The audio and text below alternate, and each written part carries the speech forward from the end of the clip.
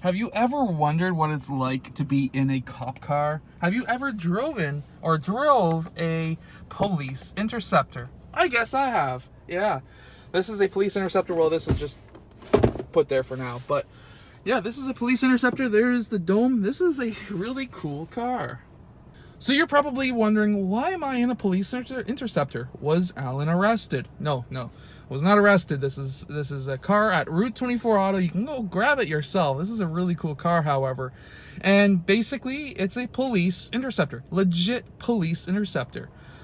Let's look at this car. So of course it's a Ford Taurus. It has the Ford Taurus steering wheel. It has ridiculous power steering. I've never actually drove a car that has this much power steering. Usually there's at least some kind of give or resistance, but absolutely no resistance. It has the regular radio that's here, and it has a USB and auxiliary jack as well, line in, so you can play some music. This is a really cool car. Let me show you around the outside of it. So it has the police rims, and I'll get to why that's important later. Yes, a legit police interceptor. So what is inside the hood of a police interceptor? Well, or not the hood, but the interior of the trunk. What is in here? Is there anything special in here? No, but I bet there was probably a gun in here at one point. We got some WeatherTechs. And that's the car right there. Of course, you can get it at Route 24 Auto right now. By the way, Mustangs are amazing. They love their Mustangs, and I love my Mustangs as well. This is also a all-wheel drive car. This is amazing. So this is an all-wheel drive Taurus. It's a V6 because it is a cop car. And again, I'm gonna get back to why those rims are important in a second. Okay, so why are those rims important? Well, let me get to the main point, and that is when you're driving a police interceptor, everyone around you thinks you're going to be you are a cop. So I'm not saying dress up as a cop, that would be stupid, but what you can do is drive literally the speed limit on the highway or literally the speed limit on the street, and guess what? Not many people are going to be wanting to pass you. The reason for that is they think that you're a cop. So you can literally basically say how fast everyone else is going if you want to have fun like that. For me, I find it's fun.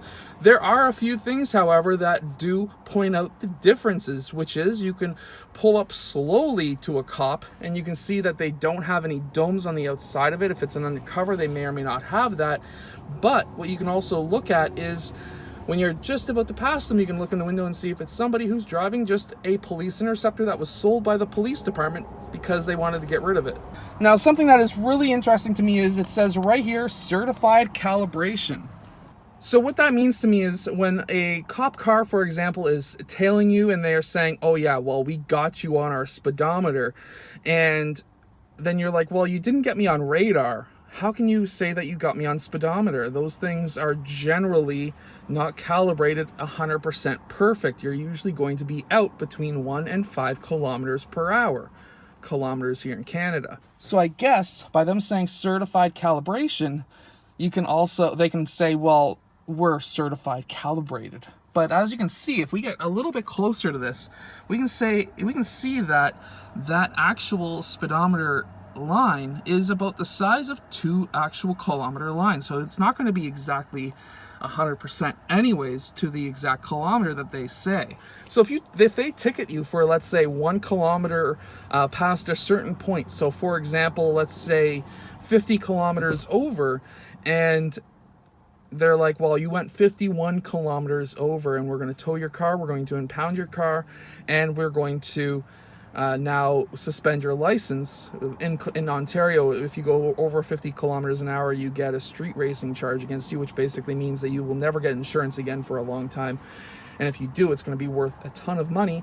And you lose your car for, I think it's like a week or a month or something like that. I've never been charged with that, but I've had a friend who was charged with it, and I don't know the outcome. But if you get caught speeding, you can say, well, I'm certified calibrated if you have a police interceptor, which is kind of funny. So this is a V6. This is not a V8. That's one thing that I do dislike about the new police interceptors that they're bringing out. They're not the old school V8s that were basically bulletproof. However, one thing I know with some states in the United States, this is Canada, so we're not like that, but I know with some states, and I've read some stories that sometimes you'll get the windows that are bulletproof. That would be handy if you were doing something against the law. But anyways, I hope that you've enjoyed this walk around of this police interceptor. I don't get to see many of these around. I know a friend of mine used to have one, and he put one of those moose bar things in the front of his car, make himself look like a legit cop. That was kind of funny. But other than that, these things are kind of cool because everyone's going to be afraid of you when you're driving around. So that is the interior right there. I hope that you've enjoyed. I'll see you guys again next time. Hit that like button and subscribe.